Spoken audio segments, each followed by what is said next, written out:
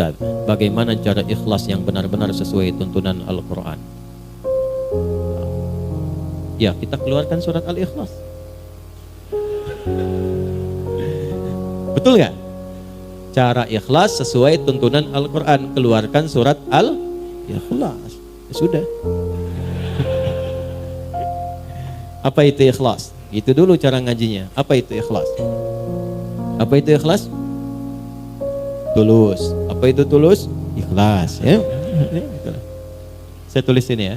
Baik. Dari belakang kelihatan ini. Oh, bagus. Saya tuh suka kagum ya, kagum dimanapun berada, bukan hanya di sini. Kalau saya bertanya kepada yang paling belakang, itu selalu kelihatan. Padahal belum saya tulis. Ikhlas. Ya, ini ya. Tuh, pelan-pelan.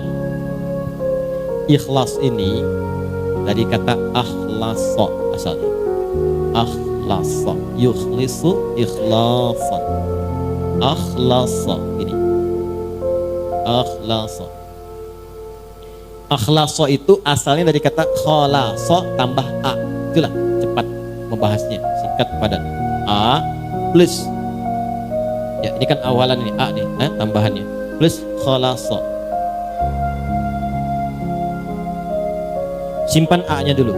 Kita ke khalasa dulu. Khalasa itu asalnya sesuatu yang bening, yang gak bercampur dengan apapun, yang murni. Makanya ini nih dalam bahasa Arab disebut dengan al-ma'ul khalis, air bening, bukan air putih. Kalau air putih apa? Susu. Air putih apa? Ya. Kalau yang coklat apa? Teh. Yang hitam apa? Kopi. Yang putih apa? Kalau ini air apa? Bening. Nah, ini khalasa namanya. Khalasa. Kalau dibawa ke pemilik, pelakunya disebut khalis. Ya, misalnya ada yang namanya khalis. Maksudnya apa? Orang itu seringkali menyaring segala yang keluar dari dirinya sehingga selalu bening, bersih. Makanya kalau ada orang namanya khalis, kata-katanya nggak boleh kotor. Karena itu bukan bagian dari cermin kebeningan hatinya. Catat itu ya. Termasuk pandangannya jangan memandang yang kotor. Karena itu bukan dari cerminan namanya. Itu khalasa namanya. Kalau kita ingin berusaha menyingkirkan yang kotor, menanggalkan, ditanggalkan, digelincirkan, izalah, tanggalkan supaya yang bersihnya saja yang muncul, maka tambahkan hamzah di depan kata dasarnya. Jadi khalasa tambah hamzah. Maka harakat ini huruf pertama kan kha fathah ya. Lihat ini fathah. Fathahnya pindahkan ke depan. Jadi a ini sini a. Karena ini dipindah maka ini mati, hilang. Jadi akhlasa.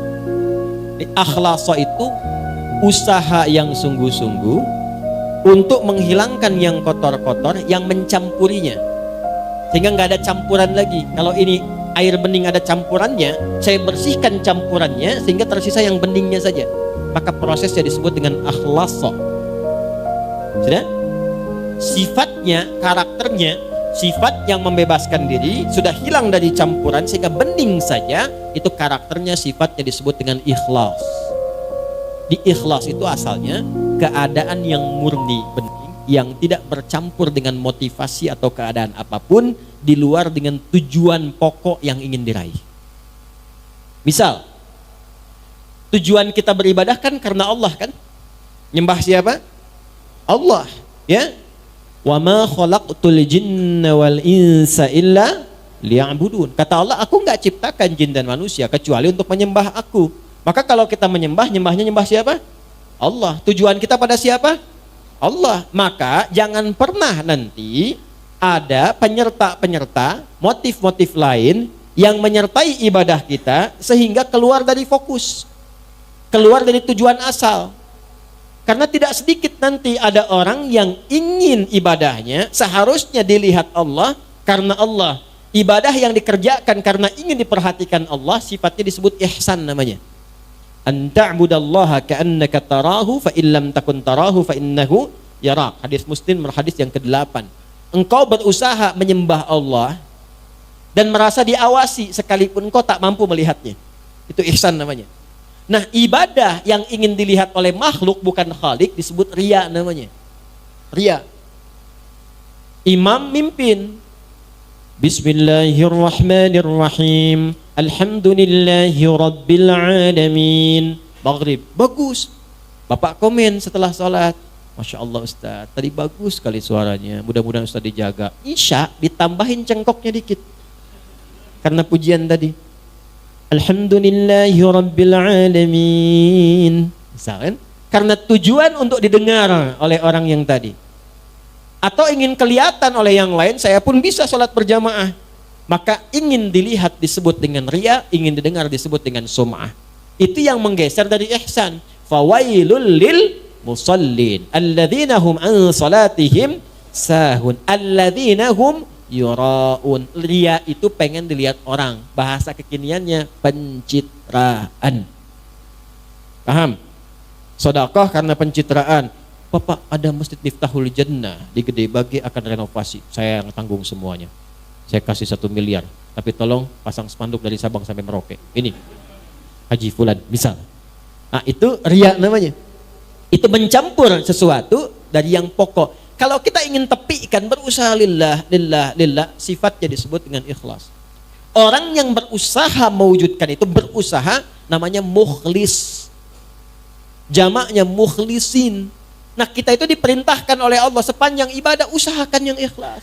Jadi usaha kita yang dilihat oleh Allah. Nanti Allah yang ngasih hasilnya.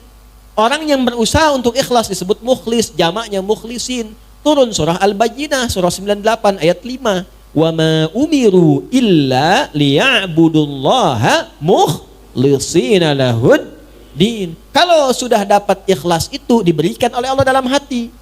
Kalau sudah ada dalam hati, enggak pamrih. Dia enggak mikir apa-apa. Yang penting Allah ridha. Jadi walaupun dia ngasih ketahuan orang, dia udah enggak peduli dengan orang. Jadi ada level seperti itu ada. Sudah enggak ngaruh, mau muji mau enggak. Kadang-kadang dia potong. Akhi, wah antum itu ya, udah. Itu mah rezekinya dia aja ditipin Allah sama saya. Kalimat itu sudah nyaman. Tertanam dalam jiwanya, fokus tujuan ibadah hanya lillah. Kalau sudah Allah berikan sifat ikhlas itu berubah dari mukhlis menjadi mukhlas.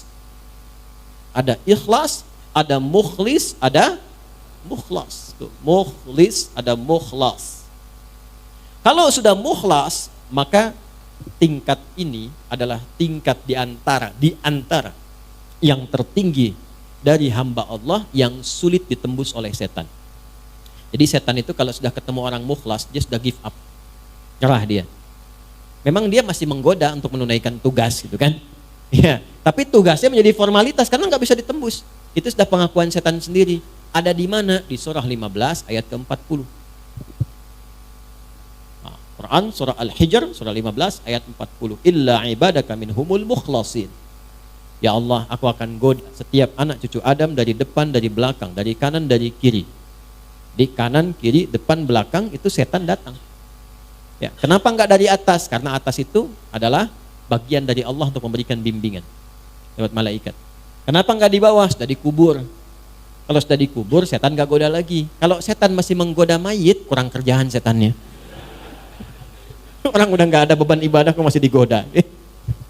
Paham ya? Nah, inilah mukhlas. Kalau sudah jadi mukhlas, enggak bisa ditembus. Illa ibadaka minhumul mukhlasin. Kecuali hambamu yang mukhlas. Makanya suratnya surah 15 itu Al-Hijr. Hijr itu benteng. Jadi kalau kita sudah ikhlas baik, punya benteng kita yang nggak bisa ditembus. Tetap digoda. Tapi bukan berarti selamanya akan begitu, masih dipertahankan. Pertahankan dengan apa? Dengan jalan. Apa jalannya? Jalan besar itu disebut syara. Konsepsinya disebut dengan syariat. Maka munculnya syariat. Jadi untuk ikhlas itu lewat syariat. Apa bentuknya? Nanti turunannya lewat ibadah. Apa di antara detilnya? Lihat aja, setiap ada kata yang membimbing pada keikhlasan, amalannya itu yang mengantarkan pada ikhlas. Di mana ditemukannya? Gampang. Setiap ada ayat, ada dibuka dengan kalimat iman, maka amalan setelahnya mengantarkan pada ikhlas. Kalimat iman pertama Al-Baqarah ayat 3. Alladzina alladzina yu'minuna bil ghaib wa yuqimunas shalah. Tuh, kalau kita melatih salat dengan baik, dapat ikhlas.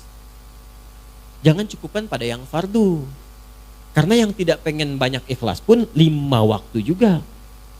Kalau pengen dapat itu menjadi mukhlas, maka latihan, tambah sunnahnya, tahajud bangun.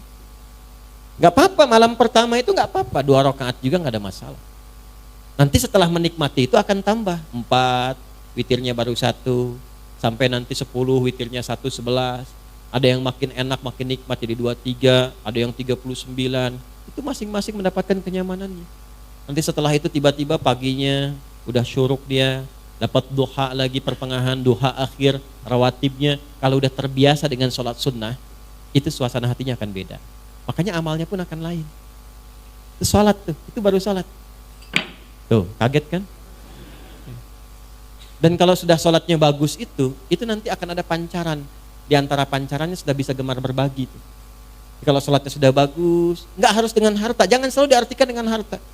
Berbagi perhatian, berbagi ilmu, berbagi petunjuk pada kebaikan. Makanya setelah sholat, lanjutannya infak. Wa mimma razaqnahum yunfiqun. Infak pun masih latihan juga. Jadi begitu Anda banyak memberi, berbagi, bukan memberi ya, berbagi. Maaf ya, dibagikan. Kenapa dibagikan? Karena Allah titipkan. Jadi yang dibagi itu titipan Allah, bukan punya Anda, bukan punya saya. Mumpung Anda yang dititipi, cepat ditunaikan. Sebelum itu dicabut, dititipkan pada yang lain. Itu cara bacanya. Dari mana taunya bahwa itu bagian orang lain bukan kita? Maka lihat kebutuhan kita itu seperti apa dalam sebulan. Ada anak, ada istri, kan? Atau sebaliknya istri, ada suami, ada anak. Ada siapa lagi? Bagaimana kebutuhan sebulannya? Berapa banyak yang dibutuhkan? Keluarkan dulu, simpan dulu. Lalu setelah itu, kalau kita sebut bagian dari kelebihan, apa rencana-rencana masa depan yang paling dekat? Atau yang jauh? Itu yang kita sebut dengan tabungan. Kalau sudah terpenuhi itu, lebih dari itu hak orang lain yang Allah titipkan lewat kita. Nanti disebutnya infak.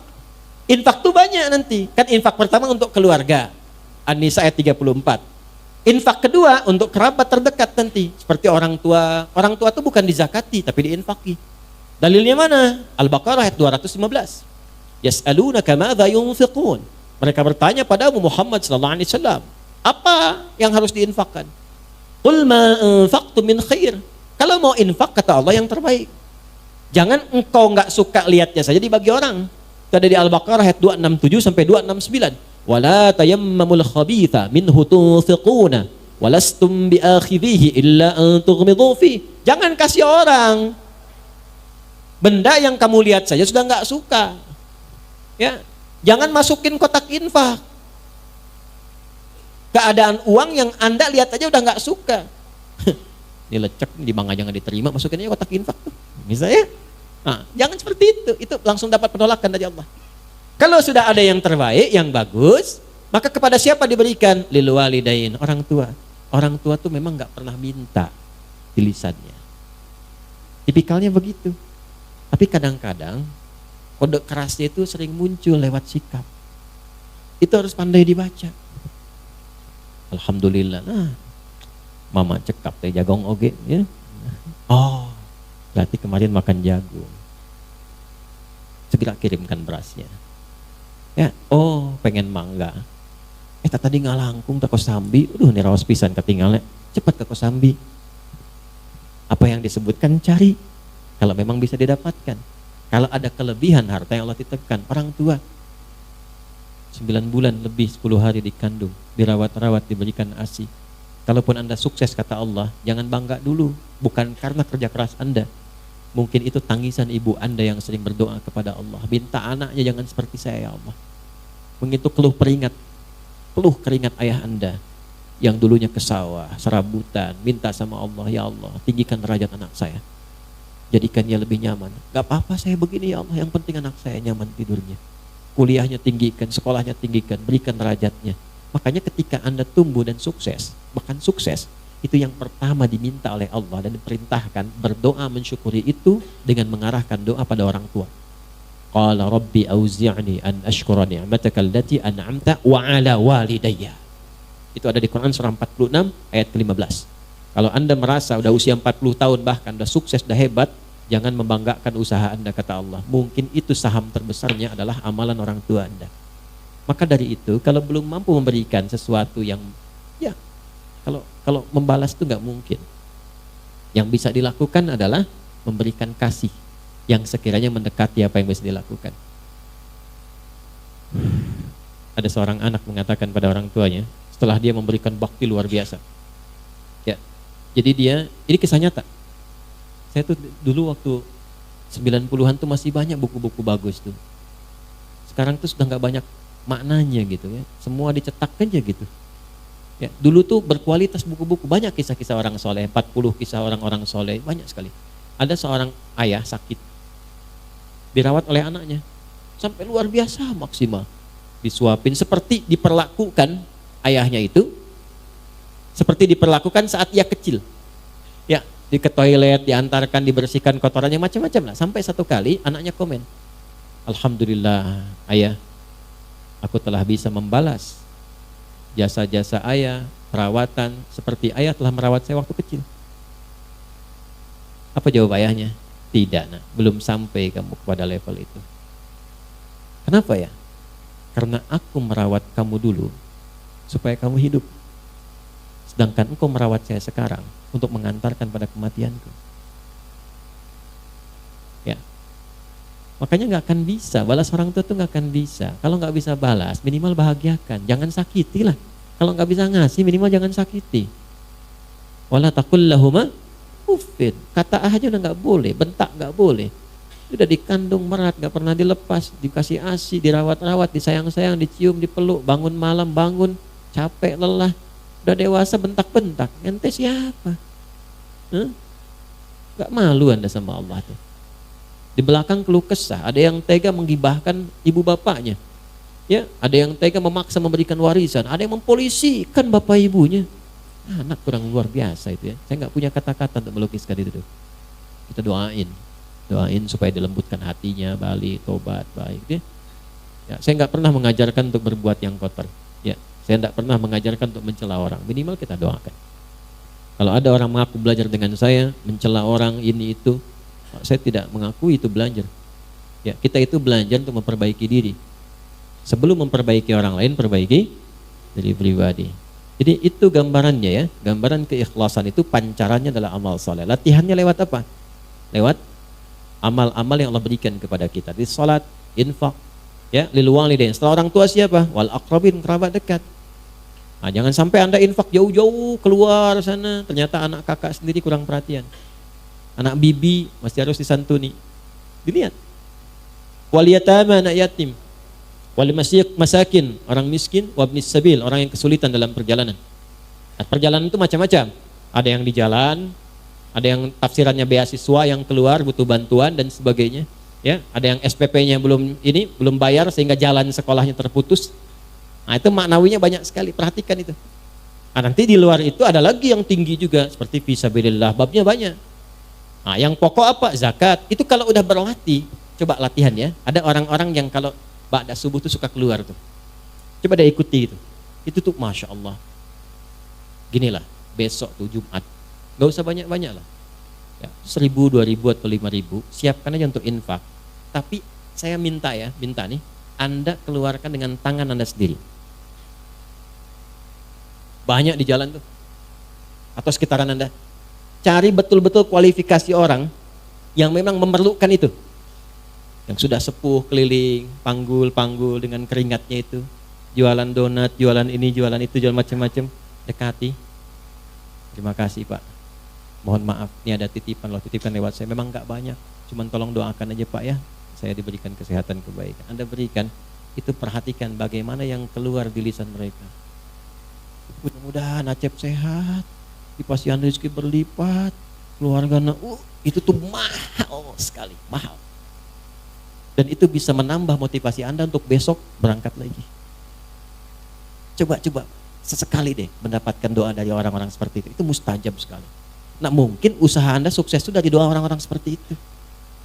Bukan karena hebatnya Anda, karena kan yang punya rezeki Allah.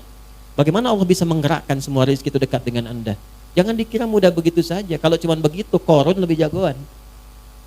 Korun tuh mengatakan, komen pertama Korun yang di dislike oleh semua generasi setelahnya, walaupun diviralkan. Apa dia katakan? Ini karena ilmu saya. Ya.